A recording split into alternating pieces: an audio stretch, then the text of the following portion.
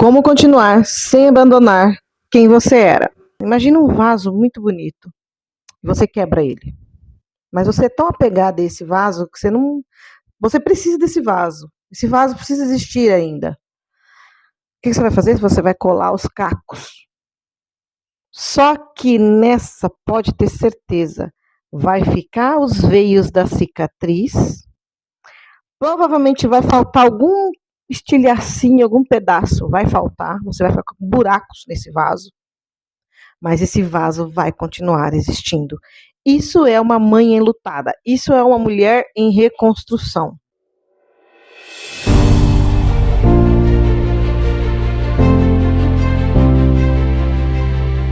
Eu sei que uma das partes mais difíceis para uma mãe enlutada ou para quem está sofrendo luto é voltar a ser a si mesmo, como que não vai acontecer, isso não tem como, mas você sente que está traindo a pessoa, você não pode sorrir, você não pode comemorar a alegria da vida de ninguém, você tem que ficar ali jogada com traça lá debaixo da cama, a Deus dará. Esse é o pensamento que vem. E esse é o primeiro ponto, a primeira barreira, é a primeira coisa que você tem que saltar, é a primeira parede que você tem que derrubar, essa questão de trair. Você voltar, óbvio, voltar a ser quem você era, difícil, mas alguma essência está aí dentro ainda. A diferença é que agora você vai ter que reconstruir. E aí entramos numa segunda parte, que é o luto da versão antiga. Você sabe que aquele vaso está existindo, colado, trincado, faltando pedaço. E nessa hora você fica com saudades do que ficou para trás. Você tem saudade daquele vaso que estava inteiro, bonito, lá em cima da sua estante, enfeitando. Você tem saudade daquele vaso, mas esse vaso torna a falar, ele é importante, ele tem que existir. E aí você tem saudade daquele vaso lá.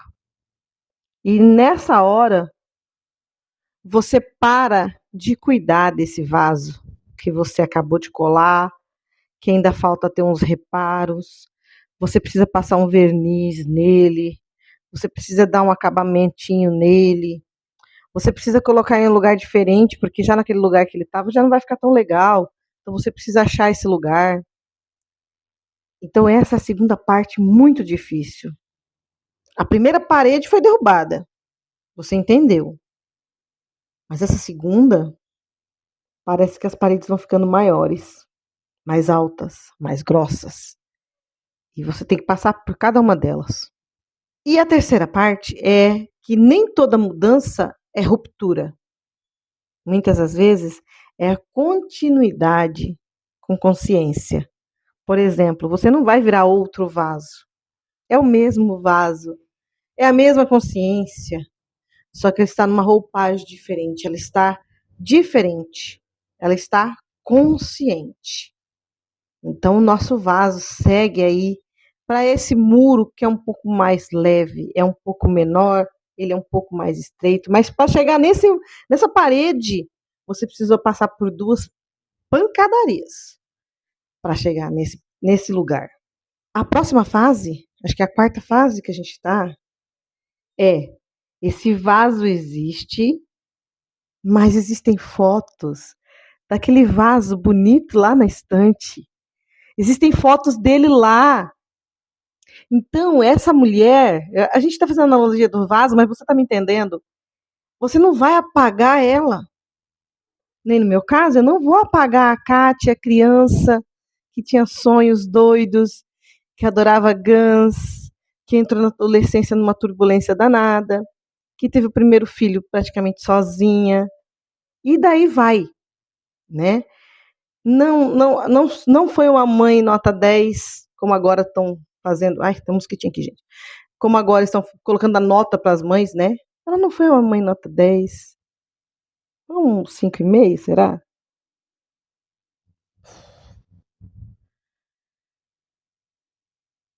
As fotos não vão ser apagadas. Esse vaso continua lá, essa mulher existe ainda. Então não significa que você continuar, vai apagar a mulher que sofreu, que teve a dor. Não vai apagar o momento em que o vaso caiu e quebrou. Nada que você faça, nada que fizermos vai apagar esse momento. E você seguir em frente não significa que você esqueceu daquilo lá. Não significa que aquilo não tem valor para você. Nossa, quebrou. É de minha estima. Sou eu. Eu quebrei. Eu tenho um buraco no meu peito. E agora? Então você vai levantar e vai seguir, mas você não vai esquecer. Não significa que você está dando as costas para aquele momento de algo tão importante na tua vida, que pode ser o luto, eu não sei o que está acontecendo, qual que é o teu contexto de vida, mas esse pior momento, você continuar a vida não significa que você esqueceu aquilo. Entende? Dá a entender, né? E a gente vai para uma outra fase. Agora é a fase de amadurecer. E entender que amadurecer também é honrar quem você precisou ser para sobreviver. A minha caminhada, tirando o resto da minha vida, eu tenho 50 anos, 48 anos da minha vida foi uma caminhada que eu vou dizer, eu levei meio no lifestyle. Mas os 2 últimos anos, só eu sei, só uma mãe enlutada sabe o que foi preciso para chegar aqui e sobreviver. Então, você continuar e ficar forte, é isso, é honrar quem você precisou ser para sobreviver. Você foi lá no fundo do poço, no fundo do fundo do fundo do fundo do poço. E tudo tem um porquê. Tudo. E eu não vou entrar nisso nesse vídeo agora. Mas tudo tem um porquê. E você foi lá. E Deus é tão maravilhoso que ele fala, não, ela está sofrendo. Vem cá, filho. Agora eu vou te fortalecer. Tá vendo aquela filha minha ali, ó? Ela tá no fundo, num poço mais fundo que o seu. Ajuda ela. Me ajuda a ajudar ela. Deus precisa de ajuda? Não, Deus não precisa de ajuda. Mas ele conta com você para ajudá-lo. Ele não precisa, mas ele conta. Por quê? Porque ele quer que a gente aprenda. E você só aprende pondo a mão na massa. Um pai amoroso, uma mãe amorosa, ela educa o filho fazendo o filho fazer. E como ele quer que nós todos sejamos igual à imagem e semelhança do filho dele, ele põe nós para fazer, para ajudar ele. Então, por isso a gente tem ajuda aqui, a gente tem ajuda dos encarnados aqui, a gente tem ajuda dos nossos mentores, eu não sei qual que é a sua fé, dos anjos, da guarda, dos mentores, porque todos ajudam Deus.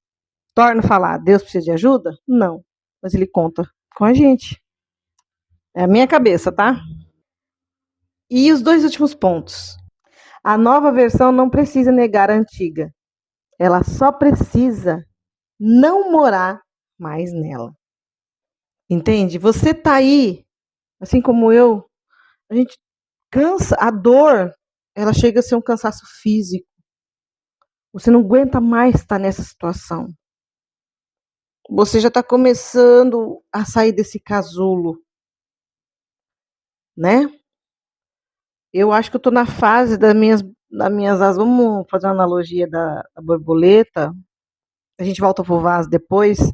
Mas a borboleta entra naquele casulo, né? E quando ela sai, ela fica alguns momentos ainda para vamos colocar o sangue, né? O líquido dela descer nas asas e abrir as asas, porque as asas nascem todas murchas, todas amassadas. Eu acredito que eu estou nessa fase das asas. Eu já estive lá no casulo. E agora eu estou nessa fase das asas. E vai chegar a fase que as asas vão abrir e vai ficar lindo. Na analogia do vaso, chegou o momento de contemplar esse vaso trincado. Esse vaso que você está dando acabamento, que você passou uma resina. De repente chegou o momento de você fazer uma pintura nova nesse vaso. E eu tenho uma coisa para te dizer. Você vai fazer a pintura nova nesse vaso, uma nova roupagem, mas a cicatriz vai estar lá ainda. Mas para o mundo, você renovou o vaso. Mas a cicatriz está lá. E não interessa para ninguém a tua cicatriz, a tua dor. Sabe por quê? Por mais que você tenha amigos, por mais pessoas que estejam à sua volta, uma hora elas vão cansar, uma hora elas não te querem por perto. Então só te resta ir lá pro chuveiro, chorar.